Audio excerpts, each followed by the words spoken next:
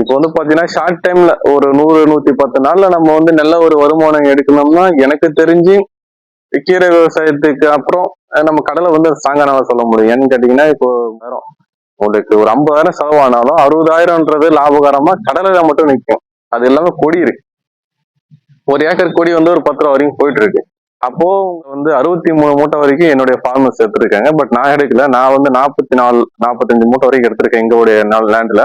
இது எங்களுடைய ஃபார்மர் வந்து ஆபத்தானபுரம் வந்து ஒரு விவசாயம் நம்ம பண்றோம்னா லாபகரமா இருக்கணும். இப்போ வந்து பாத்தீங்கன்னா உதாரணத்துக்கு நம்ம ஊர் கடலை நாட்டு கடலை போடுறோம், சகப்பு மல்லாட்டை போடுறோம்னா ஒரு ஏக்கருக்கு வந்து நம்ம பகுதியில் அதாவது விழுப்புரம் மாவட்ட பகுதியில குறைஞ்சபட்சம் ஒரு 30 டு 35 மூட்டை, ஒரு 30 ஒரு 25 மூட்டை தான் கிடைக்கும்.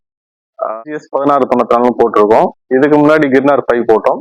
அதுக்கு முன்னாடி கதிரி அப்படி வரக்கூடிய புதிய புதிய ரகங்கள் வந்து பார்த்தீங்கன்னா அந்த இயற்கை என்னென்ன ரகங்கள்னா நம்ம வந்து ஒரு விதையை வாங்குறோம்னா ஃபர்ஸ்ட் வந்து அதை அறுவடை பண்ணி எத்தனை நாள்ல இருக்கு ஸ்டோரேஜ் இருக்கு. குறைஞ்சபட்சம் அறுவடை பண்ணதுல இருந்து ஒரு 30 டு 40 நாள் குறைஞ்சபட்சம் ஸ்டோரேஜ் இருக்கணும். விவசாய சொந்தங்கள் அனைவருக்கும் வணக்கம். நம்ம சேனல் இப்போதான் ஃபர்ஸ்ட் டைம் பார்க்குறேன்னா லைக் பண்ணுங்க, ஷேர் பண்ணுங்க, சப்ஸ்கிரைப் பண்ணுங்க. வணக்கம்ண்ணா.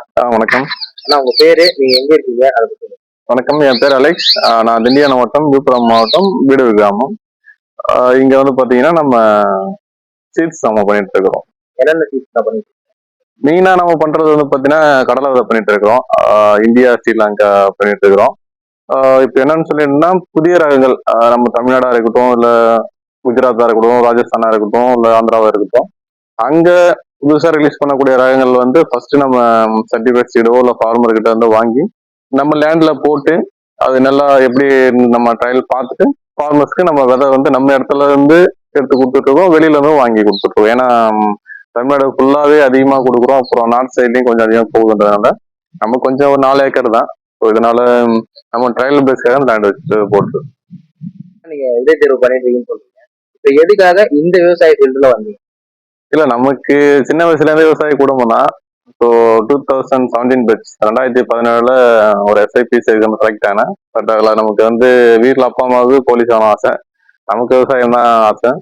ஸோ அந்த கட்டத்தில் நமக்கு எல்லா எக்ஸாமாக பாஸ் பண்ணி நம்ம ஃபைனல் கொஞ்சம் வரல. ஸோ அதனால நம்ம அவ்வளோதான், அதை சாப்டர் அதை முடிச்சுட்டு ஃபுல் டைமாக விவசாயத்தில் இறங்கிட்டோம். அதுக்கு முன்னாடி படிச்சுட்டு வந்தோம். ஸோ அப்பா அம்மா ஆசைக்காக போனேன், பட் முழு ஆசையாக போகலை. நமக்கு ரொம்ப பிடிச்ச வேலைதான்றதுனால நம்ம முழுசா அதுக்குள்ள இப்போதைக்கு முழுசா வந்துட்டோம். இதை சார்ந்து நம்ம பாண்டிச்சேரிலையும் ஃபார்ம் மேனேஜர். ஓகே. இப்போ வந்து நம்ம கழனியில வந்து என்ன விதமான பயிர் வந்து இப்போ நம்ம நிலத்துல பொறுத்த வரைக்கும் பாத்தீங்கன்னா இப்போ டிசிஜிஎஸ் 1694 போட்டிருக்கோம். இதுக்கு முன்னாடி கிர்னார் 5 போட்டோம். அதுக்கு முன்னாடி கதிரி அப்படி வரக்கூடிய புதிய புதிய ரகங்கள் வந்து பாத்தீங்கன்னா அந்த இயற்கை என்னென்ன ரகங்கள் ரிலீஸ் பண்றாங்களோ அது வந்து நம்ம ட்ரையல் பேஸ்ல புதிய ரகங்கள் வந்து மெயினா நம்ம பயிரிடுவோம். அதுக்காக தான் நமக்கு ட்ரையல் பேஸ்க்காக தான் நம்ம இந்த லேண்ட் வச்சிருக்கோம். சரிங்க. இல்லைன்னா இப்போ பாத்தீங்கன்னா கடலைன்னு பாத்தீங்கன்னா நிறைய விதமான கடலை. எதுக்காக இதெல்லாம் நீங்க ஃபார்மருக்கு வந்து ஒரு விவசாயம் நம்ம பண்றோம்னா லாபகரமா இருக்கணும். இப்போ வந்து பாத்தீங்கன்னா உதாரணத்துக்கு நம்ம ஊர் கடலை நாட்டு கடலை போடுறோம், சகப்பு மல்லாட்டை போடுறோம்னா ஒரு ஏக்கருக்கு வந்து நம்ம பகுதியில் அதாவது விழுப்புரம் மாவட்ட பகுதியில குறைஞ்சபட்சம் ஒரு 30 டு 35 மூட்டை, ஒரு 30 ஒரு 25 மூட்டை தான் கிடைக்கும். ஆனா இதே நம்ம உயர் ரகங்கள் உயர் விளைச்சல் தரக்கூடிய ரகங்கள் எடுக்கிறோம்னா இதுல வந்து 63 மூட்டை வரைக்கும் என்னுடைய ஃபார்மர்ஸ் எடுத்திருக்காங்க. பட் நான் எடுக்கல. நான் வந்து 44 45 மூட்டை வரைக்கும் எடுத்திருக்கேன் எங்களுடைய லேண்ட்ல. இது எங்களுடைய ஃபார்மர் வந்து ஆபத்தானபுரம் பண்ருட்டியில ஆபத்தானபுரத்துல இருக்காரு, தனசேகரன் பேரு. 63 மூட்டை கிர்னார் பை எடுத்தாரு. ரொம்ப ஈல்டு. டிபார்ட்மெண்ட்ல இருந்து வந்து பார்த்தே ரொம்ப பெருமையா சொல்லியிருந்தேன். சரிங்கண்ணா. இப்ப நம்ம விதையெல்லாம் தேர்வு செஞ்சுட்டோம். இதை வந்து எத்தனை நாள்ல பயிரிடணும், எப்படி எப்படி பராமரிக்கணும்? விதை தேர்வுன்னு சொல்லி பாத்தீங்கன்னா நம்ம வந்து ஒரு விதையை வாங்குறோம்னா ஃபர்ஸ்ட் வந்து அதை அறுவடை பண்ணி எத்தனை நாள்ல இருக்கு ஸ்டோரேஜ் இருக்கு. குறைஞ்சபட்சம் அறுவடை பண்ணதுல இருந்து ஒரு 30 டு 40 நாள் குறைஞ்சபட்சம் ஸ்டோரேஜ் இருக்கணும். அதிகபட்சம் நம்ம வந்து கையால ஹார்வெஸ்ட் பண்றோம்னா ஒரு 4 டு 5 மாசம் வச்சிருக்கலாம். மிஷின் ஹார்வெஸ்ட்னா ஒரு 3 டு 4 மாசம் தான் அதனுடைய முளைத்திறன் நல்லா இருக்கும். மெயினா இந்த ஒரு விஷயம் நல்லா பார்க்கணும். அதுக்கு மேல தள்ளி போயிடுச்சுன்னா சரி வர முளைக்காம போயிடும். கொஞ்சம் கொஞ்சம் திட்டா முளைக்கும். என்ன ரீசன் சொல்லி பார்த்தீங்கன்னா அதனுடைய ஆயில் எசன்ஸ் வந்து ரிலீஸ் பண்ணிட்டே இருக்கும். அது ஆயில் ரிலீஸ் பண்ண அதனுடைய முளைத்திறன் குறைஞ்சிட்டே போகும். அதனாலதான் அந்த டைம் இது வச்சு. சரிங்க. எத்தனை நாளை பார்த்தீங்கன்னா இது வந்து விதைக்கணும், எப்படி வந்து இப்போ நம்ம கடலை வந்து முடிஞ்ச வரைக்கும் நம்ம வந்து கையால உரிச்சு போடுறது பெஸ்ட். ஏன்னு சொன்னீங்கன்னா போன டைம் நாங்க கையால உரிச்சு போட்டோம். உரிச்சு போட்டுட்டு நல்லா மழை வந்து கொஞ்சம் வெள்ளம் போயிடுச்சு. அப்போ வந்து பார்த்தீங்கன்னா எனக்கு வந்து ஒரு 18 நாள் கழிச்சு கூட கடலை முளைச்சுது. 18 நாள் கழிச்சு கடலை முளைக்காதுன்னு தான் சொல்லுவாங்க. பட் அது ஏன் முளைச்சுன்னு சொல்லி நம்ம கொஞ்சம் லேர்ன் பண்ணி பார்க்கும்போது அந்த கை உரிப்புனால அந்த வந்தது. பக்கத்து லேண்ட்ல வந்து மிஷின்ல அடிச்சு கொடுத்தவங்க போட்டாங்க, அவங்களுக்கு அழுகி போச்சு. ஸோ அதுல ஏன்னு சொன்னீங்கன்னா கொஞ்சம் அடிபட்டு இருக்கும், அந்த தோல் வேண்டி இருக்கும். ஸோ அதனால அவங்களுக்கு வந்து பாத்தீங்கன்னா அந்த முளைத்திறன் சரியா வரல. நாங்க கையால மேனுவலா உரிச்சு போட்டோன்றதெல்லாம் 18 நாள் கழிச்சு வந்து எங்களுக்கு பாத்தீங்கன்னா நல்லபடியா முளைச்சுது. ஸோ அதனால நம்ம கையால உரிச்சு போடுறது பெஸ்ட். அப்படி கையால உரிக்க முடியலன்னா நம்ம மிஷின்ல வந்து உடைக்கிறோம்னா ஃபீல்டு முன்கூட்டியே நம்ம ரெடி பண்ணிக்கணும். என்னன்னு சொல்லி பாத்தீங்கன்னா நம்ம ஃபீல்டு ரெடி பண்ணி இது போல பூவஞ்சி வரப்பு எல்லாம் ப்ராப்பரா ரெடி பண்ணிட்டு நம்ம இன்னைக்கு உடைக்கிறோம்னா நாளைக்கு போட்டுடணும். ஒரு 2 நாள் 3 நாள் தான் டைம். அதுக்கு மேல நீங்க ஸ்டோரேஜ் வச்சீங்கன்னா நாள் போச்சுன்னா படிப்படியா அது என்ன ரிலீஸ் பண்ணது எதுவுமே முளைக்காதீங்க. அப்படியே முளைச்சு வந்தாலும் வேஸ்டா போயிடும். பார்த்தீங்கன்னா அந்த வேர்க்கடலையை வந்து மிஷினில் உடச்சி போட்டால் பார்த்தீங்கன்னா 2 நாள் 3 நாள்லேயே பார்த்தீங்கன்னா அந்த வேர்க்கடலையை நிலத்தில் போட்டுடணும் அப்படின்னு சொல்கிறாங்க, இல்லைன்னா முளைக்காதுன்னு சொல்கிறாங்க. இதை பற்றி உங்கள் கருத்து என்ன? நாங்க வந்து கொஞ்சம் அதிகமா சில டைம்ல ஆட்கள் கிடைக்க மாட்டாங்க. அதுவே நான் மிஷின்ல தான் உடைச்சு போட்டேன். அப்போ உடைச்சு போடும்போது என்னன்னு சொல்லி பாத்தீங்கன்னா அந்த மேல வந்து ஒரு தோல் இருக்குமே, அந்த லேயர் ஃபார்ம் ஆயிருக்கும். அந்த லேயர் வந்து பாத்தீங்கன்னா ஒயிட் இருக்கும். ஒரு சின்ன சலாடை போடுவாங்க, பெரிய சலாடை போடுவாங்க, சரி சலாடை இருக்கு. நல்லா குவாலிஃபைடான மிஷினும் இருக்கு, அடிப்படாம உரிக்கிற மிஷினும் இருக்கு. பட் ஆனா நம்ம பக்கத்துல அது போல மிஷின் இல்ல. நார்மலா உடச்சு கொடுக்குற மிஷின் தான் இருக்குன்னும் போது அந்த மேல இருக்கிற பருப்புடைய மேல இருக்கிற தோல் வந்து அடிபட்டுருது. அது அடிபடும் போது நம்ம வந்து ட்ரையல் பார்த்தோம். அந்த அடிப்பட்டதெல்லாம் தனியா எடுத்து போட்டோம், அடிப்படாம தண்ணி எடுத்து போட்டோம்னா அடிப்படாம இருக்குது அடைச்சு 10 விதை போறோம்னா 8 விதை முளைச்சிடும். அடிப்பட்டது போடுறோம்னா 10 விதை 2 விதை தான் முளைக்கும். அதுவும் சரியா ஆரோக்கியமா வராது. ஸோ பேஸ்ல இருந்தே நம்ம வந்து எல்லாத்தையுமே வந்துட்டோம். சின்னதா ஒரு ஆய்வு போல நம்ம பண்ணி தான் யோகானம் பண்ணுவோம். இந்த விதைன்றது இல்ல, பொதுவாக எல்லா விதையுமே அப்படிதான் பண்றதுங்க. எந்த ஒரு விதையும் வாங்கினோம்னா டைரக்டா நம்ம நிலத்துல வந்து போடக்கூடாது. ஏன்னு கேட்டீங்கன்னா உதாரணத்துக்கு எங்க விழுப்புரத்துல இருந்து ஈரோட்ல ஒரு விவசாயி விதை வாங்குறேன்னு சொல்லி பாத்தீங்கன்னா, இப்ப நான் விதை அனுப்பிட்டேன், அவர் கையில போய் சேர்ந்துருச்சு. நான் கடலையே அனுப்பினாலும் சரி, பயிர் அனுப்பினாலும் சரி, அவர் ஃபர்ஸ்ட் எடுத்த உடனே நல்லா இருக்குன்னு சொல்லி லேண்ட்ல போடக்கூடாது. ஏன்னு சொல்லி கேட்டீங்கன்னா, இப்போ ஒரு 10 விதை எடுத்து போட்டோம், 10 விதையில ஒரு 7 விதை 8 விதை முளைச்சிருக்குன்னா அதை நம்ம போடலாம். 10 விதை போறோம், 2 விதை முளைச்சுன்னா அதை நம்ம ரிட்டர்ன் அனுப்பிடலாம். நாங்க பாருங்க, நாங்க செக் பண்ணோம், போட்டோம், சரியா வரல, இந்த விதை எங்களுக்கு வேண்டாங்கன்னு சொல்லி ரிட்டர்ன் பண்ணி நம்ம காசு வந்து திரும்ப வாங்கிக்கலாம். சில பேர் என்ன பண்றாங்கன்னா வாங்கி உடனே போட்டுருவாங்க, முளைக்காம போயிட்டு அவங்களுக்கும் நஷ்டம், திரும்ப இவங்களுக்கும் அது கஷ்டம்ன்றதுனால அந்த விஷயத்தை வந்து யாரும் பண்ணக்கூடாதுங்க. விதை கொடுக்குறவங்களும் அது போல விதை கொடுக்க கூடாது. இது ஒவ்வொரு பக்கத்துக்கும் ஒவ்வொரு வழக்கம் இருக்கு. நம்ம செங்கல்பட்டு சைடு இந்த பக்கம் போயிட்டோம்னா பெரும்பாலும் வந்து பாத்தீங்கன்னா விதைச்சிட்டு நல்லா உழவு போட்டு நல்லா கிளியரா ப்ராப்பரா உழவு போட்டுருவாங்க. உழவு போட்டுட்டு கையில விதைச்சிட்டு மறுபடியும் மேல வந்து ரொட்டோரேட்டர் போட்டு ஓடிடுவாங்க. அதுக்கு வந்து பாத்தீங்கன்னா ஒரு ஏக்கருக்கு 100 கிலோ பயிர் யூஸ் பண்ணுவாங்க, அதாவது 80 to 100 கிலோ பயிர் யூஸ் பண்ணுவாங்க. இப்ப நிறைய மெத்தட் இருக்கு. நம்ம வந்து பழங்கால படி வந்து ஆள் வச்சு போடுவோம், ஏர்ல போடலாம். இப்ப சீடர் மிஷின் இருக்கு, சீடர் மிஷின்ல போடலாம், டிராக்டர்ல போடலாம். இது போல நிறைய வழிகள் இருக்குது. நமக்கு நம்ம பகுதிக்கு எது சூட்டபிளா இருக்கோ அதை நம்ம போடலாம். முடிஞ்ச வரைக்கும் ஒரே சீரான அளவை போடக்கூடிய இந்த நம்ம சீடர் மிஷின் இருக்கு. அந்த சீடர் மிஷின்ல போட்டோம்னா ஒரு 3 இன்ச்சு தான் விதை போகும். ஒரே ஃபார்மா வந்து விதை வந்து முளைச்சிரும். ஆள் இருக்கான ஆள் போட்டாலும் கொஞ்சம் நல்லா இருக்கும். எப்படி போட்டாலும் ஒரு ஜானுக்கு 1 அப்படின்ற அளவுல நம்ம வந்து போடணுங்க. ஏன்னா களை கொத்துறதுக்கும் கொஞ்சம் அந்த விதையோடைய நெருக்கம் வந்து நமக்கு ரொம்ப முக்கியம். அதே போல ஒரு ஏக்கருக்கு நம்ம பயிரிடக்கூடிய விதையினுடைய அளவு வந்து பாத்தீங்கன்னா ஒரு 50 கிலோ பயிர் நமக்கு தேவைப்படும். ஏன்னு கேட்டீங்கன்னா நம்ம டிபார்ட்மெண்ட்ல ரெஃபர் பண்றது 40 கிலோ தான் பண்ணுவாங்க. பட் இருந்தாலும் நம்ம போடக்கூடிய 40 கிலோ முளைக்குமான்றதான் அந்த கொஸ்டின். கண்டிப்பா முளைக்காதுங்க. அதனால ஒரு 40 கிலோ போட வேண்டிய இடத்துல வந்து பாத்தீங்கன்னா 50 கிலோ போடுறது ரொம்ப நல்லதுங்க. நம்ம இதுல வந்து பாத்தீங்கன்னா 2 வழி இருக்குங்க. இயற்கை விவசாயம் பண்றதுல இருக்கு, செயற்கை விவசாயம் பண்ற 2 முறை இருக்கு. இயற்கை விவசாயம் பண்றது என்னன்னு பாத்தீங்கன்னா, நம்ம விவசாயம் பண்றதுக்கு முன்னாடியே ஒரு 4-5 மாசத்துக்கு முன்னாடியே வந்து பாத்தீங்கன்னா பசுந்தாள் உரம் வந்து சனப்பை, தக்க பூண்டு, அவரை என்றெல்லாம் நவதானியங்க இதெல்லாம் மடக்கி போட்டு உழுது நம்ம வந்து டைரக்டா வந்து பார்த்தா எருவு அடிச்சு போடுற ஒரு வழக்கம் இருக்கு. தேவைப்பட்டா எருவு போடலாம். 4 வருஷத்துக்கு ஒரு டைம் வந்து ஒரு ஏக்கருக்கு 10 லோடு எருவு தேவைப்படும். இது போட்டாலே நம்ம மேக்சிமம் நம்ம வந்து ரசாயன உரத்தை வந்து தவிர்க்கலாம். இது நல்லாவே இருக்கும். பிளஸ் எருவு அடிச்சுட்டு, அதாவது 4 மாசத்துக்கு முன்னாடி எருவு அடிச்சு அதை களைச்சி ஓட்டிட்டு பசுந்தாள் உரம் விதைச்சிட்டு அதை மடக்கி ஓட்டிட்டோம்னா, அதாவது கடலை போடுறதுக்கு 1 மாசத்துக்கு முன்னாடியே ஓட்டி லேண்ட் வந்து ப்ரிப்பேர் பண்ணிடணும். ப்ரிப்பேர் நல்லா கிளீனா நல்லா ஓட்டிட்டு நம்ம வந்து ஃபீல்ட வந்து ரெடி பண்ணிட்டோம்னா அடி உரம் எதுவும் கொடுக்க வேண்டாம். இதே ரசாயன உரமா இருந்தா NPK கொடுக்கலாம், இல்ல DAP அடி உரமா கொடுக்கலாங்க. நான் பெருசா நம்ம வந்து கெமிக்கல் பண்றது இல்ல. தேவைப்படுறவங்களுக்கு தேவைன்னா அதுக்கேற்ற போல நம்ம சொல்லிடுவோம். கீழே வந்து அடி உரம் போல DAP கொடுக்கலாங்க. கொஞ்சம் களிப்பான பூமியா இருக்கு, செங்கட்டு கொஞ்சம் இருக்கிற போல இருக்குன்னா அந்த விதை முளை கஷ்டப்படும். அப்ப கஷ்டப்படும் போது ஒரு ஏக்கருக்கு ஒரு 5 முறை ஜிப்சம் போடலாம். ஏன்னா அந்த மண்ணு விதை போட்டு சரியான ஈரப்பதத்துல போட்டானா விதை ஈஸியா முளைச்சு வந்துடும். இல்ல போட்டு தண்ணி பாய்ச்சினா ஒரு சில இடங்கள் வந்து கெட்டி தன்மையா இருக்கும், அது ரொம்ப ஸ்ட்ராங் ஆயிடும். பூமி ஸ்ட்ராங் ஆயிட்டா விதை வந்து மேல வர்றது கஷ்டமாயிடும். முடிஞ்ச வரைக்கும் விதை வந்து ஒரு 3 இன்ச்சு அளவுதான் இருக்கணும். அதுக்கு மேல ஆழம் போயிட்டோம்னா முளைக்கிறதுக்கு சிரமமா இருக்கும், விதைகள் நிறைய வந்து அழுகி போக வாய்ப்பு இருக்கு. போல தண்ணி வந்து பாத்தீங்கன்னா நமக்கு அடி ஈரம் நல்லா இருக்கு அப்படின்னா தண்ணி தேவையில்லைங்க. இந்த விதை முளைச்சிரும் அப்படின்ற 100% நம்பிக்கை இருந்தால் நம்ம தண்ணி பாச வேண்டாம். இல்ல அரைகுறை மனசாடை இருக்கணும்னா ஒரு தண்ணி வடிய போடுறது நல்லதுங்க. விதை போட்டு நம்ம மறுநாளே தண்ணி விட்டுடணும். தண்ணி விட்டோம்னா விதை வந்து ஒரே யூனிஃபார்ம் முளைச்சிரும். அது யூனிஃபார்ம் முளைக்கிறதுல இன்னொரு விஷயமும் இருக்கு. ஒரே டைம்ல விதை முளைக்கிறதும் நல்லா இருக்கும், அதே சமயம் அது கூட களையும் சேர்ந்து வந்துடும். அதனால முடிஞ்ச வரைக்கும் சரியான ஈரப்பதத்துல போட பாருங்க. சரியான ஈரப்பதத்துல போட முடியலன்னா நம்ம வந்து தண்ணி பாய்ச்சிட வேண்டியதான். ஒரு 15 நாள் களை கொத்துற மாதிரி இருக்கும். விதை போட்டதுல இருந்து ஒரு 15 to 20 நாள்ல களை கொத்துற மாதிரி இருக்கும். நம்ம ஈரப்பதத்துல போறோம்னா ஒரு 12 to 15 நாள் எடுத்துக்கோங்க எல்லாமே வர்றதுக்கு. நல்ல ஒரு கரெக்டா நம்ம விதை போட்டுட்டு தண்ணி பாய்ச்சோம்னா ஒரு 8 to 10 நாள்ல எல்லாம் கம்ப்ளீட்டா வந்து. இதுல ஒரு முக்கியமான ஒரு 2 விஷயம் இருக்குங்க. சில பேர் வந்து பாத்தீங்கன்னா நெருக்கி போடுவாங்க. அந்த நெருக்கி போட்டோம்னா அதுல வந்து 2 களை போதும். கொஞ்சம் இடைவெளி கொடுத்து போறாங்கன்னா 3 களை தேவைப்படும். என்னன்னு சொல்லிட்டுனா 15 நாள்ல ஒரு களை கொத்தும், 15 to 20 நாள்ல 35 to 40 இதுல வந்து 2 களை. நாங்க ஓவராலா பண்றது இந்த விஷயம் தான் பண்ணுவோம். ஏன்னா நாங்க கொஞ்சம் இடைவெளி கொடுப்போம், ஜானுக்கு ஒரு 2 நாள் இடைவெளி கொடுக்கறதுனால இந்த 2 வந்து போதுமானதா இருக்கும். சில பேர் வந்து பாத்தீங்கன்னா இன்னும் கொஞ்சம் அதிகமான இடைவெளி கொடுக்குறாங்கன்னா 3 களை கொத்துற மாதிரி இருக்கும். அதுவும் அவங்களுடைய லேண்டை பொறுத்து இருக்கு.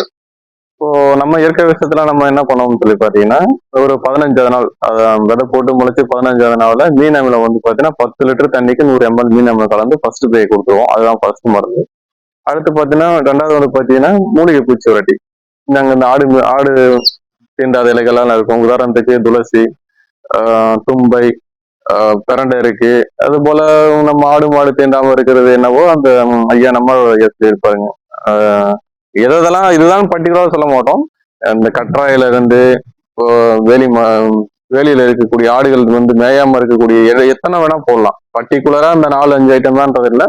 ஆடு தீண்டா இலைகள் எவ்வளவு இருக்கு அது எல்லாமே நம்ம போட்டு முன்கூட்டியே ரெடி பண்ணி வச்சிருக்கோம். மீன் அமிலமும் மூலிகை பூச்சொட்டி முன்கூட்டியே ரெடி பண்ணி வச்சிருக்கோம். அது வந்து பாத்தீங்கன்னா வசம்பு கலந்த மூலிகை பூச்சொட்டி ரெடி பண்ணி, ஏன்னா வசம்பு வந்து பாத்தீங்கன்னா ஸ்மெல் கொஞ்சம் ஹெவியா இருக்கும்ன்றதுனால பூச்சிகள் வந்து கிட்ட வந்து சேர விடாது. அதனால வந்து பாத்தீங்கன்னா வசம்பு கலந்த மூலிகை பூச்சொட்டி நல்லா இருக்கும்.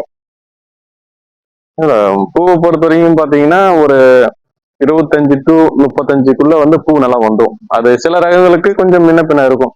உதாரணத்துக்கு G7 சொல்றோம்னா அதனுடைய லைஃப் டைம் வந்து பாத்தீங்கன்னா 90 நாள் தான். இப்ப கிர்னர் 5 சொல்றோம்னா அது வந்து 115 நாள் இருக்குங்க. அதனால கொஞ்சம் ஒரு 5 நாள் 10 நாள் முன்ன பின்ன கொஞ்சம் வேரி ஆகும். அந்த பூ பூக்கிற நாள்ல ஒரு 25 to 35 நாளுக்குள்ள ஜிப்ராலிக் ஆசிட்னு ஒண்ணு இருக்கு. ஜிப்ராலிக் ஆசிட் கெமிக்கலை சொல்றேன். அரப்புமோர் அல்லது தேம்பூர் நம்ம இயற்கையில சொல்றேன். இயற்கையில விவசாயம் பண்றவங்க அரப்புமோர் அல்லது தேம்பூர் வந்து பயன்படுத்திக்கலாம். அந்த பூ எடுக்கிற டைம்ல வந்து ஒரு 2 டைம் கொடுத்தோம்னா நல்லா இருக்கும். 25ல ஒன்றும் 35ல ஒன்றும் கொடுத்தோம்னா பூக்களுடைய எண்ணிக்கை அதிகமா இருக்கும்போது அந்த காய்களுடைய எண்ணிக்கை வந்து நல்லா வந்து அடியில வந்து கொடுக்கும். அதனால வந்து அரப்புமோரோ அல்லது தேம்பூரோ கொடுக்கணும். 15 நாளுக்கு ஒரு டைம் வந்து பாத்தீங்கன்னா மீன் நம்ம கட்டாயம் இதை கொடுத்தாலே பூச்சிகள் வந்து நமக்கு பெருசா பாதிப்பு வராது. நாங்க அதை தான் பயன்படுத்துறோம். ஏன்னு பாத்தீங்கன்னா பக்கத்துல ரசாயன விவசாயிகள் பண்றது வந்து பாத்தீங்கன்னா மருந்து தொடர்ந்து அடிச்சே தான் இருப்பாரு, அவருக்கு பூச்சி வந்துட்டே தான் இருக்கு. ஆனா எங்க நிலத்துல நாங்க பயன்படுறது தொடர்ந்து இதை பயன்படுத்தினாலும் எங்களுக்கு ஒரு பாதிப்பும் இல்லை. நீங்க கூட பார்க்கலாம், இந்த 15 நாள் அடிச்சு களை வெட்ட ஆள் கூப்பிட்டுருக்கோம். செடி எவ்வளவு தெளிவா இருக்கு பாருங்க.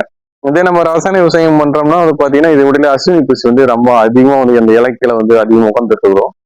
அந்த மண்ணு வந்து நம்ம வந்து வளப்படுத்திக்கும். அதாவது நம்ம இதுதான் நமக்கு கிடைக்கும், இதுதான் நமக்குன்ற போது அது தானாவே நமக்கு நல்லா ஒரு growth ஆகும். காய்கள் பொறுத்த வரைக்கும் பாத்தீங்கன்னா ஒரு 45 to 60 நாளுக்குள்ள வந்து பாத்தீங்கன்னா ஓரளவு, அதாவது அந்த 40 நாள் போது அந்த கம்பி பிஞ்செல்லாம் இறங்குற டைம் 55 to 60 நாள்ல வந்து பாத்தீங்கன்னா ஒரு 70% வந்து ரெடி ஆயிடும். நமக்கு வந்து இப்போ ஷார்ட் வெரைட்டி G7 இருக்குன்னா 90 நாள் பயிர். அது 90 நாள் போது நமக்கு ஒரு 75 நாளுக்குள்ள முக்கால்வாசி, அதாவது பாதிக்கு மேல வந்து பயிர் வந்து உள்ள திரண்டு இருக்கும். அப்படி திரளும் போது நம்ம வந்து நல்லா ட்ரை பண்ணணும். லேண்ட் வந்து பாத்தீங்கன்னா 90 நாள் காப்பு இருக்கு, 100 நாள் காப்பு இருக்குன்னா அந்த அறுவடை பண்றதுக்கு முன்கூட்டியே ஒரு 20 நாள் நம்ம வந்து தண்ணி பார்க்க கூடாது. எந்த அளவு செடி வந்து வதங்கி போகுதோ அந்த அளவு நம்ம வந்து வதங்கி விட்டுட்டு நம்ம தண்ணி பாசனோம்னா அது வந்து நல்ல காய் வந்து நல்லா வெள்ளோடு கருவோடுன்னு சொல்லுவாங்க. அது நல்லா உள்ள நல்லா முட்டி நமக்கு வந்து காயோட பருப்புடைய வெயிட் வந்து அதிகம் வரும். என்ன சொல்லுவாங்கன்னா 3க்கு 1ன்னு சொல்லுவாங்க. ஏன்னு கேட்டீங்கன்னா ஒரு 40 கிலோ மூட்டை உடைக்கிறோம்னா ஒரு கிலோவுக்கு 800 கிராம் அவுட்டன் வரணும். அந்த 800 கிராம் அவுட்டன் தான் ஃபர்ஸ்ட் குவாலிட்டி. அதாவது நல்ல காய் நல்லா திரட்சா இருக்குன்னு சொல்லுவோம். அதாவது ஒரு இங்க நம்ம சைட்ல வந்து 40 மூட்டைன்னு வச்சிங்கன்னா ஒரு அப்படியே நம்ம கணக்கு பண்ணோம்னா ஒரு 30 கிலோ நமக்கு வந்து ஒரு மூட்டைக்கு பயிர் கிடைக்கும். அப்போ 3 மூட்டையில வந்து 90 கிலோ 80 கிலோ நமக்கு மூட்டை பயிர். அந்த 10 கிலோ மைனஸ் பண்ணா கூட 3க்கு 1 வரும். இதுவே வந்து பாத்தீங்கன்னா நம்ம சரியான பராமரிப்பு இல்லாம சரியான சீசன்ல போடாம பண்ணோம்னா 500 தான் வரும். அதாவது அவுட்கம் வந்து 500 கிராம் தான் வரும். 1 கிலோ விதை காய் எடுத்து குடிச்சோம்னா 500 கிராம் தான் வரும். இதை நம்ம கரெக்டான சீசன்ல பண்ணி கரெக்டா அறுவடை பண்ணோம்னா 800 கிராம் வரும். ஸோ நமக்கு பெரும்பாலும் நம்ம மாவட்டங்களுக்கு நம்ம வட மாவட்டங்களுக்கு கார்த்திகை பட்டம் சிறந்த பட்டமா இருக்கு. என்னன்னு பார்த்தீங்கன்னா பச்சை காயா விற்பனை பண்ணுவாங்க. அந்த பச்சை காயா விற்பனை பண்றவங்களுக்கு எல்லா டைம்லும் போடுவாங்க. அது எல்லா டைமும் போடும்போது ஈல்டு வந்து அதிகமா வராது. இப்போ நம்ம சீசன் கார்த்திகை போடுறோம்னா ஐப்பசி 15 தேதியில இருந்து கார்த்திகை 30க்குள்ள போடுறோம்னா நல்ல ஒரு விளைச்சல் தரும். 40 மூட்டைன்றது நம்ம ஸ்ட்ராங்கா சொல்ல முடியும், ஸ்ட்ராங்கா எடுக்க முடியும். இந்த பட்டம் தடுத்து போடுறாங்க, பச்சை காய் விற்பனை பண்றோம் போடுறாங்கன்னா இதுல பாதி அளவு தான் கிடைக்கும். ஒரு 20 மூட்டையோ ஒரு 15 மூட்டையோ அப்படித்தான் கிடைக்கும். அவங்களுக்கு என்னன்னா கமர்ஷியலா பச்சை காய் எடுத்துக்கூட அவங்களுக்கு கொஞ்சம் ரேட்டு போகும், அதனால அதை பண்ணுவாங்க. பெரும்பான்மையான விவசாயிகள் வந்து பாத்தீங்கன்னா இந்த கார்த்திகை பட்டத்தை தான் பேஸ் பண்ணி பண்ணுவாங்க. நான் சின்ன வயசுல இருந்து பார்த்ததுல இருந்து இன்னைய வரைக்கும் நான் பயணம் பண்ணிட்டு இருக்கிறேன். ஸோ எல்லாருமே வந்து பாத்தீங்கன்னா இந்த ஒரு விஷயத்த வந்து ரெகுலரா ஃபாலோ பண்றாங்க. ஸோ அதனால நானும் அதை ஃபாலோ பண்ணிட்டு இருக்கேன். எனக்கு நல்லா இருக்கு. சில டைம்ல நான் அந்த சில சூழல்ல நம்மளால போட முடியாம போயிடும், மழை கண்டினியூ ஆயிடும். அப்போ அதுக்கான பாதிப்பு நமக்கு இருக்கு. அந்த பாதிப்பு நான் அனுபவிச்சிருக்கேன். ஆமா, இப்போ வந்து பாத்தீங்கன்னா ஷார்ட் டைம்ல ஒரு 100-110 நாள்ல நம்ம வந்து நல்ல ஒரு வருமானம் எடுக்கணும்னா எனக்கு தெரிஞ்சு கீரை விவசாயத்துக்கு அப்புறம் நம்ம கடலை வந்து ஸ்ட்ராங்கானவா சொல்ல முடியும். ஏன்னு கேட்டீங்கன்னா இப்போ மூட்டை வந்து நம்ம பக்கத்துல ஒரு 2800ல இருந்து 3,350 வரைக்கும் போயிட்டு இருக்கு. நம்ம ஆவரேஜா 3000 ரூபாய் வச்சிருக்கலாம். 3000 ரூபாய் ஒரு மூட்டை போகுதுன்னா 40 கிலோ காய வச்ச மூட்டை 3000 ரூபாய் போகுதுன்னு பார்த்தீங்கன்னா ஒரு 40 மூட்டை கணக்கு பண்ணிக்கங்க. 4×12 1,20,000. உங்களுக்கு ஒரு 50,000 செலவானாலும் 60,000ன்றது லாபகரமா கடலையில மட்டும் நிற்கும். அது எல்லாமே கொடி இருக்கு. ஒரு ஏக்கர் கொடி வந்து ஒரு 10 ரூபா வரைக்கும் போயிட்டு இருக்கு. அப்போ உங்களுக்கு 1:30 போகுது. நீ 50,000 செலவு பண்ணா கூட உங்களுக்கு நல்ல ஒரு லாபகரமான ஒரு 70,000 லாபகரமானது மற்ற பயிர்ல எதுவும் எடுக்க முடியாது. அந்த ஷார்ட் டைம்ல நல்ல ஒரு லாபகரமா எடுக்கக்கூடிய ஒரு விவசாயமா நம்ம ஸ்ட்ராங்கா சொல்றது கடலை சொல்லுவோம். ஏன்னா கடலையில பல ரகங்கள் இருக்கு, ஒவ்வொருத்தவங்களுக்கு தேவைக்கு ஏற்ற மாதிரி இருக்கு. இப்போ கிர்னார் பைன் சொல்லும் போது ஆயில் கண்டென்ட் சூப்பரா இருக்கும். ஹைஓலிக் ஆசிட்னு சொல்லுவோம், அதாவது ஆலிவ் ஆயில் இருக்கக்கூடிய ஓலிக் ஆசிட்னு சொல்லுவோம். அதுல இருக்கக்கூடிய அந்த ஓலிக் ஆசிடுடைய கண்டென்ட் வந்து பாத்தீங்கன்னா கிர்னார் பைல 81% இருக்கு. அதனால ஆயிலுக்கு ரொம்ப சூப்பர் பெஸ்டான ஒரு வெரைட்டி தான் அது. பட் ஆனா சில இடங்கள்ல வந்து வியாபாரிகள் வந்து அதை வந்து கதிரி கூட கம்பேர் பண்றதுனால கொஞ்சம் மார்க்கெட்ல கொஞ்சம் ரேட் கம்மியா போகுது. அதனால இந்த டிசிஜிஎஸ் 16 காய் ஒயிட்டா இருக்கும், கொஞ்சம் சாப்பிட்றதுக்கு நல்லா இருக்கும்ன்றதுனால இதை போட்டிருக்கோம். இந்த டைம் நம்ம விதைக்காக தான் மெயினா போடுறோம். விதை வேணுன்றவங்களுக்கு நம்ம விதையும் கொடுத்துருக்குறோம். சின்ன ஒரு விஷயம் என்னன்னு சொல்லி பாத்தீங்கன்னா, இதுக்கு முன்னாடி நாங்க வந்து எங்க நிலத்துல விளையக்கூடிய கடலையா இருக்கட்டும், நெல்லா இருக்கட்டும், உளுந்தா இருக்கட்டும், கமிட்டி விக்கிரவாண்டி கமிட்டின்னு சொல்லுவோம். நம்ம விழுப்புரம் கமிட்டி இருக்கு, இந்த பக்கம் பாண்டிச்சேரி இருக்கு, இந்த பக்கம் திண்டிவனம் இருக்கு, நம்ம சுத்தி கமிட்டி தான் இருக்கு. நாங்க அறுவடை பண்ணி கொண்டுட்டு போகும்போது எங்களுடைய பொருட்களுக்கு விலை அவங்க தான் வைப்பாங்க. ஏன்னா எங்களுக்கு காசுடைய தேவை இருக்கும் போது நாங்க 2ஆ பிரிச்சு போடுவோம். எங்க அப்பா பேர்ல ஒண்ணு போடுவோம், என் பேர்ல ஒண்ணு போடுவோம்.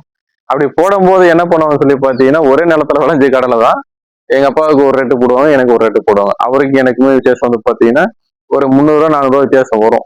இது வந்து உளுந்துல நடந்த ஒரு விஷயம். ஏன்னா கொஞ்சம் வீட்டோட தேவை அப்படின்றதுனால 2ஆ பிரிச்சு போட காசு சீக்கிரமா கொடுப்பாங்க அப்படின்ற ஒரு கான்செப்ட்ல நாங்க போட்டோம். 400 வித்தியாசம் போட்டாங்க. 400 எங்க ஒரே நிலத்துல விளைஞ்சுதான் நாங்க 2 பேரும் பிரிச்சு போட்டோம். அப்ப எப்படி இந்த ரேட்டு போடுன்னு சொல்லி சண்டை போட்டதுக்கு அப்புறம் ஒரு 200 சேர்த்து போட்டாங்க. அது இப்பதான் நான் முடிவு பண்ணேன், இதுக்கப்புறம் நம்மளுடைய பொருள் இந்த கம்பெனியே வரக்கூடாது, நம்ம பொருள் நம்மளே வித்துக்கணும் சொல்லி முடியறதுக்கு அப்பதான் நான் யூடியூப் சேனல் ஆரம்பிச்சேன். அதுக்கப்புறம் இந்த விரைத்து ஒலிக்கு உள்ள ஃபர்ஸ்ட் நான் வந்தேன். 2020 வந்தேன். என் நிலத்துல வேலை வச்ச பொருட்களை நான் நேரடியா விவசாயிகளுக்கு வந்து விற்பனை செய்யறேன். அதுவும் இல்லாம நேரடியா சில ஆயில் கம்பெனியும் கொடுத்துட்டு இருக்கிறேன், ஃபார்மர்ஸ் கிட்ட இருந்து வாங்கி கொடுத்துட்டு இருக்கிறேன். அப்போ என்னன்னு பாத்தீங்கன்னா, இப்போ நான் ஒரு கிலோ கடலை வந்து 100 ரூபா ரேஞ்சு கொடுக்குறேன், இல்ல ஒரு 110 ரூபா ரேஞ்சு கொடுக்குறேன், நீங்களே பாத்துங்க. கமிட்டில 3000 கொடுக்குறேன், 100 ரூபா நான் போட்டேன்னா எனக்கு வந்து 4000 ரூபா. 75 ரூபா பேஸ்ல வந்து வியாபாரிங்க எடுப்பாங்க. அதே வந்து நான் 100 ரூபாய்க்கு என்னுடைய பொருட்களை 100 ரூபாய்க்கு வந்து நான் ஃபார்மர்ஸ் கொடுக்குறேன். அதே வியாபாரிக்கு அதே பொருளை வந்து 110 ரூபாய்க்கு 100 ரூபாய்க்கு அடுத்த வியாபாரிகிட்ட விற்பாங்க.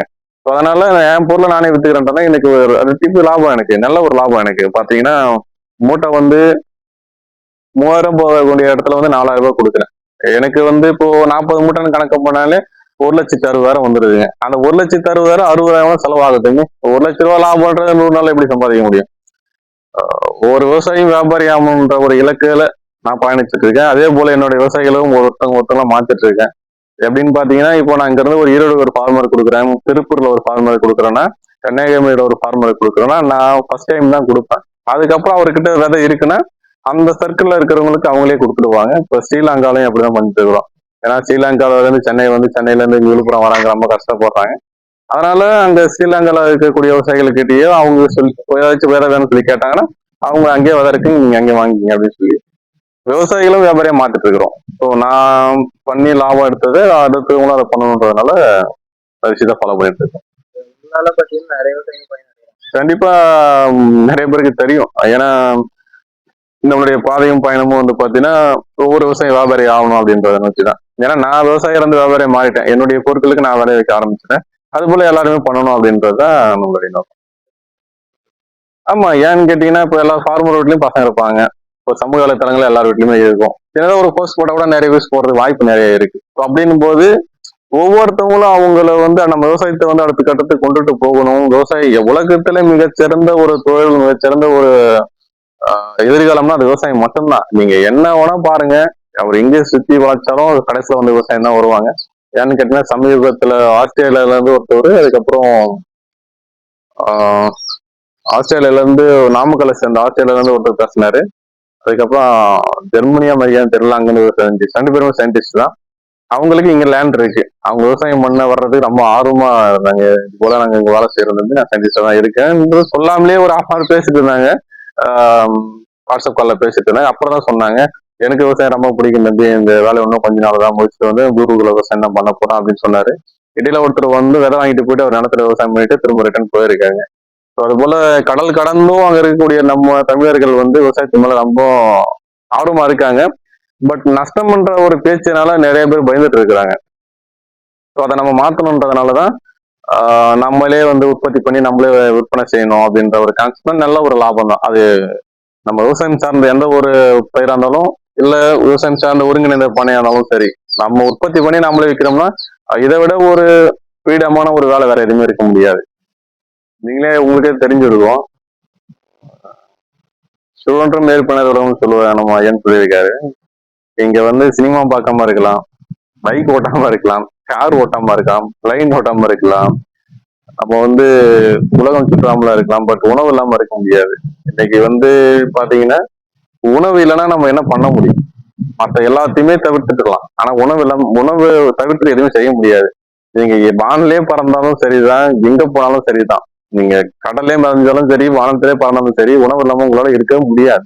அடிப்படை வந்து உணவு தான். நம்மளுடைய திட்டமிடுதல் வந்து சரியாம இதான் சொன்னால, நம்ம என்னதான் மாசம் 1,00,000 சம்பளம் போயிட்டு ஐடி சம்பளம் வாங்கினாலும் இங்க இருக்கிற ஒரு மன நிம்மதியும் நம்ம ஒரு ஃப்ரீடமா வேலை செய்து வேற எதுவுமே கிடைக்காது. ஒண்ணும் இல்ல, நமக்கு அடிப்படையே பேச கொஞ்சம் தண்ணீர் வசதியும் நில வசதியும் இருக்கும், அது ரொம்ப முக்கியம். ஏன்னா சில பேருக்கு தண்ணீர் வசதி இல்லாம வெறும் காடு மட்டும் மாணவர் இனமா இருக்கும், அவங்களுக்கு இதை கொஞ்சம் முயற்சி பண்ணணும். தண்ணீர் வசதி இருக்கு, நில விவசாயம் பண்ணா ஒருங்கிணைந்த பண்ணை வந்து நல்லா இருக்கும். கோழியா இருக்கட்டும், ஆடா இருக்கட்டும், மாடா இருக்கட்டும், நாய்களா இருக்கட்டும், இது போல ஒருங்கிணைந்த ஒண்ணு இல்லைன்னா ஒண்ணு, அதாவது வீக்லி மந்த்லி இயர்லின்னு சொல்லுவோம். அதெல்லாம் வந்து பாத்தீங்கன்னா ரொம்ப ஒரு லாபகரமான ஒரு விஷயம். என்ன ஒரு விஷயம்னா நம்ம கரெக்டா ஃபாலோ பண்ணணும். கரெக்டா ஃபாலோ பண்ணா நம்ம நல்ல ஒரு லாபகரமா தரலாம். இப்போ வந்து பாத்தீங்கன்னா நான் ஒரு வருஷத்துக்கு டர்ன் ஓவர் பண்றது வந்து பாத்தீங்கன்னா எப்படியும் ஒரு 60-80 லட்ச ரூபா பண்ணுவேன். ஸோ அந்த 60-80 லட்ச ரூபான்றது பிசினஸ்ல பண்ணா அதுல ஒரு 15-20 லட்ச ரூபா வந்து எனக்கு லாபம் கிடைக்கும். ஸோ அந்த ஒரு வருஷத்துல நான் வந்து மற்ற கம்பெனி போனா கூட அந்த அளவு நான் சம்பாதிக்க முடியாது. அது இல்லாம நான் தன்னிச்சு நான் சம்பாதிக்கல, என்னை சார்ந்த விவசாயிகளுக்கு ஒரு சரியான பாதையை காட்டிட்டு இருக்கேன். இதை பண்ணுங்கன்னு சொல்லி கைடன்ஸ் பண்ணிட்டு இருக்கிறோம். ஸோ அப்படிங்கும் போது விவசாயிகளுக்கு கூட ஒரு தொடர்பு இருக்கும்போது நஷ்டம் அடைஞ்ச ஒரு விவசாயி கூட நம்ம தூக்கி உடைய நமக்கு சூழல் நம்ம வந்து இயற்கை வந்து நமக்கு வந்து உருவாக்கி கொடுக்குது. அப்படின்னும் போது நம்ம திட்டமிடுதல் வந்து மிக சிறப்பாக இருக்கணும். அந்த திட்டமிடுதல் சிறப்பாக இருந்தோம்னா ஒருங்கிணைந்த பண்ணை மூலம் நம்ம வந்து தாராளமா நல்ல ஒரு லாபம் வந்து கண்டிப்பா எடுக்கலாம். விவசாயத்துல விட்டுட்டு போனவங்க இன்னைக்கு யாராவது கேட்டு பாருங்க, ஐடி சொல்லிக்கிறவங்க, அவங்க எல்லாம் நிம்மதியாக இருக்குன்னு சார், கண்டிப்பா நிம்மதியா இருக்க முடியாது. தூங்குறது கூட மாத்திரை சாப்பிட்டு தான் தூங்குவாங்க. ஆனா நம்ம அப்படி கிடையாது. வண்டி எடுத்து ஒரு நாள் வேலை செஞ்சு போயிட்டுன்னா நம்ம வயல்லே படுத்து தூங்குவோம். அவங்க ஏசி ரூம்ல போட்டு இளவு மஞ்சள் பெட்ல பார்த்தோன்னா அவங்களுக்கு தூக்கம் வராது. நீங்க வண்டி எடுத்து வேலை செஞ்சுட்டு இந்த வரப்போறத பொறுத்த நம்ம வேப்ப மரத்துக்கு கீழே படுக்கிற தூக்கத்துக்கு தனி சுகம் தான் அதெல்லாம். அது போல நான் அதை தான் பயன்படுத்திட்டு இருக்கிறேன். நல்லாவும் சம்பாதிச்சு தான் இருக்கிறோம். அதனால நம்ம திட்டமிடல் சரியாம இருந்தா விவசாயத்தை தவிர்த்து மற்ற எந்த ஒரு வேலையும் நான் பேச நினைக்க மாட்டேன். அது எந்த வேலையாவும் இருக்கட்டும், நம்மளுடைய பயணமும் பாதையும் கரெக்டா இருந்தா நம்ம நல்ல ஒரு லாபம் எடுக்கலாம். சில பேர் தப்பா போறதுனால நிறைய தவறுகள் நடக்குது. நமக்கு அடிப்படையிலே பாத்தீங்கன்னா நம்ம இது எல்லாமே நம்ம திட்டமிட்டு தான் இதுக்குள்ள இறங்கணும். இறங்குறதுக்கு முன்னாடி பயிற்சி ரொம்ப முக்கியம். ஒவ்வொரு ஃபார்மரா போய் சந்திச்சு அவங்களுடைய லாபம் நஷ்டம் அவங்களுடைய கஷ்டம் இது எல்லாத்தையுமே பாத்தீங்கன்னா நம்ம எடுத்துட்டு பண்ணாமதான் கண்டிப்பா இருக்கும். சில பேர் காசு இருக்குன்னு சொல்லிட்டு வேலையை விட்டுட்டு கொஞ்சம் பெருசா பண்ணுவாங்க, ஃபெயிலியர் ஆகிட்டு திரும்ப போட்டு வேலைக்கு போயிடும். அப்படி பண்ணக்கூடாது. ஒவ்வொரு ஃபார்மரா ஒரு வருஷம் நீங்க லேர்ன் பண்ணணும். ஒரு ஐடி ஃபீல்ட்ல இருந்து வரீங்க, ஏதோ ஒரு பிரைவேட் கம்பெனில இருந்து விட்டு வேலையை விட்டு வரேன், கவர்மெண்ட் ஜாப்ல இருந்து வரீங்கன்னா நீங்க சர்வே பண்ணணும். ஒரு 1 இயர் நீங்க ஃபுல்லாவே சர்வே பண்ணணும். சர்வே பண்ணிட்டு அவங்களுடைய லாபம் நஷ்டம் ஒவ்வொரு விவசாயியுடைய அனுபவத்தையும் நீங்க எடுத்துட்டீங்கன்னா என்னென்னலாம் தப்பு சொல்றாங்க இதெல்லாம் சரி சொல்றாங்களோ அதெல்லாம் நம்ம தப்பை விட சரியை விட தப்பை தான் நம்ம அதிகமாக லேர்ன் பண்ணுவோம். ஏன்னா தப்பு எந்த இடத்துல நம்ம பண்ணிடக்கூடாதுன்றதெல்லாம் நம்ம பண்ணோம்னா விவசாயத்துல நல்ல ஒரு லாபம் எடுக்கலாம். முக்கியமான விஷயம் இப்போ பாத்தீங்கன்னா சமூக வலைத்தளங்கள்ல மிக வைரலா ஒரு விஷயம் பரவணும்னா ஒண்ணு பெண்ணா இருக்கணும், இல்லது நடிகரா இருக்கணும். இது போல விஷயங்கள் தான் பாத்தீங்கன்னா மக்களால அதிகமா பகிரப்படுகிறது. அப்படி பகிரப்படுறதுனால எல்லாருடைய கவனத்துக்கும் அது உள்வாங்குது. ஆனா இதே ஒரு விவசாயி தான் நிலத்துல விளைஞ்ச ஒரு பொருட்களை ஒரு போஸ்ட் போடுறாருன்னா அது யூஸ் போகாது. ஏன்னா அதனுடைய என்ன சொல்றது, அதனுடைய பார்வை அவங்களுக்கு நிறைய பேருக்கு பாத்தீங்கன்னா சரியில்லை பார்வையா இருக்கு. பார்வை மீன்ஸ் நான் என்ன சொல்றேன்னா இந்த பாட்டு பாடுறது, இந்த ட்ரெஸ் போட்டுட்டு டான்ஸ் ஆடுறது, பைக் ரேஸ் போடுறது, அதுல ஒரு இன்ட்ரெஸ்டடா இருக்காங்களே தவிர உணவு எவ்வளவு இன்ட்ரெஸ்ட் எவ்வளவு முக்கியன்றது அவங்களுக்கு புரிஞ்சுக்கல. அதனால நீங்க கேட்ட கேள்விக்கு நான் பதில் சொல்றேன். சமூக வலைத்தளம் தான் இன்னைக்கு மிகப்பெரிய ஒரு பிசினஸ் போயிட்டு இருக்கு. அதனால நம்மளுடைய பல குழுக்கள்ல நம்ம இணைச்சதா இருக்கட்டும், சமூக வலைத்தளங்கள் நம்ம சரியான பாதையில பயன்படுறதுனால இப்போ ஒரு சென்னையில இருக்கிற ஒரு விவசாயம் நான் அப்படிதான் கொடுத்துட்டு இருக்கேன். எனக்கு கம்பு வேணும்னு கேட்பாங்க, கேழ்வரகு வேணும்னு கேட்பாங்க, அரிசி வேணும்னு கேட்பாங்க. அப்படி ஒவ்வொருத்தவங்களுடைய ஃபேமிலியோடைய முக்கியத்துவம் கொடுத்து இந்த இவர் இயற்கை விவசாயம் பண்றாரு, அவர்கிட்ட அரிசி கிடைக்கு, ஒருத்தர்கிட்ட உளுந்து கிடைக்கு, ஒருத்தர்கிட்ட கடலை கிடைக்கு, அது போல ஒருத்தர்கிட்ட காய்கறி கிடைக்குதுன்னா அவங்க ஃபார்மருக்கு முக்கியத்துவம் கொடுக்கணும். ஸோ அந்த முக்கியத்துவம் கொடுக்குறாங்கன்னா ஈஸியா நம்ம அதிகப்படியான லாபம் எடுத்துடலாம். இப்போ உதாரணத்துக்கு ஒரு கத்திரிக்காய் மார்க்கெட்ல போகுது, ஒரு 50 ரூபா வாங்குறாங்கன்னா ஃபார்மர் 30 ரூபாய் குடிக்க ரெடியா இருக்காரு. ஆனா அந்த ஃபார்மர் கிட்ட அவங்க எவ்வளவு வாங்குறாங்கன்னு பாத்தீங்கன்னா ஒரு 10 ரூபாய்க்கு ஒரு 15-20 ரூபாய்க்கு தான் வாங்குவாங்க. அப்படின்னும் போது ஃபார்மர் வேலை செய்யறதுக்கு உற்பத்தி பண்ணி கொடுக்கறது ரெடியா இருக்கிறாங்க. பட் அதை மக்கள் வாங்கக்கூடிய இடத்துல அவங்க இல்லை. இப்போ கிராமப்புறங்கள்ல இயற்கை விவசாயம் படிப்படியா நல்ல ஒரு அவேர்னஸ் இருக்குது. இப்போ திட்டமா ஒருத்தர் பண்றாரு, ஏதோ ஒரு ட்ரையாங்கல் கான்செப்ட் பண்றாங்க, ஒரு ஏக்கர் அளவு விவசாயம் பண்ணி காய்கறி மட்டும் உற்பத்தி பண்றாருன்னா அவங்க ஒரு ஊருக்குள்ள ஒரு பொது இடத்துல வச்சு விற்பனை செஞ்சு அவங்களுக்கு மக்கள் முக்கியத்துவம் கொடுத்தாங்கன்னா அது லாபகரமாக இருக்கும். ஆனா இன்னைய சூழல் அப்படி இல்லை. ரசாயன விவசாயம் பண்ணி கொண்டாந்து கொடுக்குற பொருட்களுக்கு முக்கியத்துவம் கொடுக்குற அளவு ஒரு இயற்கை விவசாயத்துக்கு மக்கள் கொடுக்கறது இல்லை. ஏன்னு கேட்டீங்கன்னா அங்க விலை இப்போ கெமிக்கல்ல விளை வச்சு கொண்டாந்து கொடுக்குறாங்க, ஒரு 20 ரூபாய்க்கு கொடுக்குறாங்கன்னா இயற்கை விவசாயத்துல விளையக்கூடிய பொருட்களும் 20 ரூபாய்க்கு கொடுக்க முடியாது. ஏன்னு கேட்டீங்கன்னா நமக்கு ஈல்டு வயசு பாத்தீங்கன்னா கொஞ்சம் இயற்கை விவசாயம் கம்மியா தான் வரும். அதை சரி கட்டணும்னா ஒரு 10 ரூபா கூட வச்சுதான் கொடுக்கணும். அதனால பாத்தீங்கன்னா அவங்க பெரும்பான்மை மக்கள் இங்க 30 ரூபா சொல்றாங்க, அங்க 20 ரூபா சொல்றாங்க, அப்படி நேக்கு போயிடுறாங்க. இயற்கை விவசாயத்துல உற்பத்தி அதிகமானா அதே ரேட்டுக்கு நம்ம கொடுத்தோம்னாலும் மக்கள்கிட்ட ஒரு நல்ல அவனஸ் ஏற்படும். அதே போல இன்னொரு விஷயம் பாத்தீங்கன்னா அவங்களுடைய குடும்பத்தினுடைய நலன் கருதி அந்த அவங்களுக்கு என்னென்ன பிரச்சனை வரும்ன்ற நலன் கருதி இயற்கை விவசாயிகள் கிட்ட இருந்து நேரடியாக மக்கள் பொருட்கள் வாங்கினாங்கன்னா அவங்களுக்கு ஒரு நல்ல ஒரு லாபகரமா விவசாயிகள் கண்டிப்பா ஆகும். நம்ம நிலத்துல வழக்கமா பாத்தீங்கன்னா நீங்க சொல்றது 2 தான் இருக்கு. அதுக்கு முன்னாடி அதிகமா இருக்கும். ட்ரையாங்கல் கான்செப்ட்ல பந்தல் காய்கறி இதுக்கு முன்னாடி போட்டிருந்தோம். வீட்டுக்கு தேவையான தக்காளி, கத்திரி, மிளகாய், அதுக்கப்புறம் வெங்காயம் எல்லாமே, அவரை எல்லாமே போடுவோம். இப்பதான் கொஞ்சம் ஸ்டார்ட் பண்ணதுனால கொஞ்சம் வேலைகள் இருக்கணும், களை கொத்தமரம் எல்லாம் போடாம இருக்கும். என்னன்னு சொல்லி பாத்தீங்கன்னா நான் முன்னாடியே சொல்லியிருப்பேன், என் லேண்ட் ட்ரையல் தான் வச்சிருக்கேன், அதனால இதுலதான் நான் ட்ரையல் பண்ணணும்னு சொல்லியிருந்தேன். என்னன்னு சொல்லிங்கன்னா பக்கத்துல பார்க்கலாம், சவுக்கு போட்டாங்க. அந்த பக்கம் என்னை சுத்தி 4 பக்கமும் சவுக்கு போட்டுட்டாங்க. ஸோ அதனால நான் மட்டும் கடலை பண்ணோம்னா பன்னியோட தொல்லை ரொம்ப அதிகம். ஸோ அதனால நான் மற்ற பயிர் பண்ணேன்னா பன்னிகள் எல்லாமே நாசம் பண்ணிடுன்றதுனால என்னால தவிர்க்க முடியல. அதனால நானும் சவுக்கு போட்டேன். அந்த சவுக்குன்னு பார்த்தீங்கன்னா CH5 ஒரு ரகம் போட்டுருவேன், ஸ்பீடுன்னு சொல்லுவாங்க. இது 2 to 3 வருஷத்துல வெட்டிடலாம். இப்போதைக்கு ஒரு ஏக்கர் வந்து பார்த்தீங்கன்னா 4 லட்ச ரூபா எங்க ஊர்ல போயிட்டு இருக்கு. ஒரு 3 வருஷத்துல அதை வெட்டிடுறோம். இப்போ ஊடு பயிரா நம்ம கடலை போடுறோம். ஸோ கடலை போட்டு ஒரு வருஷத்துல நம்ம களை வெட்டி விட்டுட்டோம்னா அது அடுத்த 2 வருஷம் வெட்டிடுவோம். வேற வழி இல்லாம தான் நம்ம அதை பண்றோம். வேற வழி இல்லாமன்றதை விட நமக்கு கடலை தான் நமக்கு மெயினான ஒரு பயிரா இருந்தாலும் பக்கத்துல உடைய சூழலை கருதி நம்ம மாற வேண்டிய சூழல் ஆயிடுச்சு.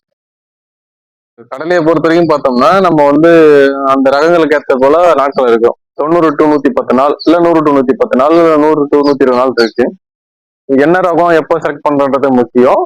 அந்த காலத்தை நமக்கு சரியான முறை நம்ம தேர்வு பண்ணிட்டு தான் விவசாயம் பண்ணணும். சும்மா போற போக்கில எல்லாம் பண்ணக்கூடிய நிலைமை பண்ணோம்னா லாபம் எடுக்க முடியாது. கண்டிப்பா லாபம் எடுக்க முடியாது.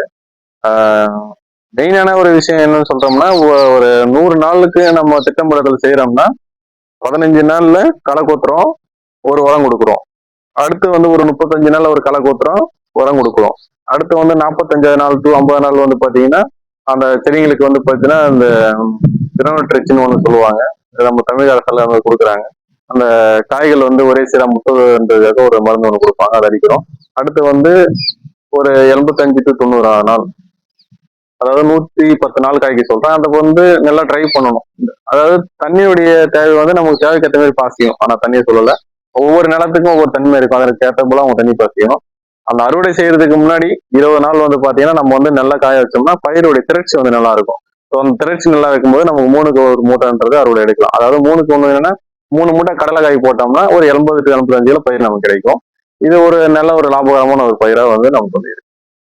நம்ம சுற்று வட்டாரத்துல இருக்கிற விவசாயிகள் வந்து எல்லாமே நிலத்தை வந்து பார்ப்பாங்க. நம்ம விழுப்புரம், பாண்டிச்சேரி, திருவண்ணாமலை அந்த பக்கம் இருந்து எல்லா விவசாயமே நம்ம வந்து இதெல்லாம் பார்த்துட்டு விதைகள் தான் இந்தியா ஃபுல்லா அனுப்பிட்டு இருக்கிறோம். பார்சல் சர்வீஸ் மூலமா அனுப்பிட்டு இருக்கிறோம். ஸோ எல்லாருக்கும் வந்து விதைகள் வந்து நம்ம நிலத்துல விளைஞ்ச விதைகளை கொடுக்க முடிஞ்ச அளவு கொடுக்குறோம். வெளி மாநிலங்கள்ல இருந்து இல்ல நம்ம வெளி மாவட்ட விவசாயிகள்ல இருந்து இல்ல நம்ம பக்கத்துல இருக்கிற விவசாயிகள்கிட்ட இருந்தோ நம்ம கொடுத்த விதைகளை வந்து திரும்பவும் அதுக்கு தேவை இருக்கும் பட்சத்துல நம்ம வந்து அவங்க மொத்தமா கொடுத்தாலும் நம்ம வாங்கி பண்றோம். இல்ல அவங்களே பண்ண ஆசைப்பட்டாலும் அவங்களே பண்ணிக்கலாம். ஸோ அதுக்கான சூழல் நம்ம வந்து ரெடி பண்ணி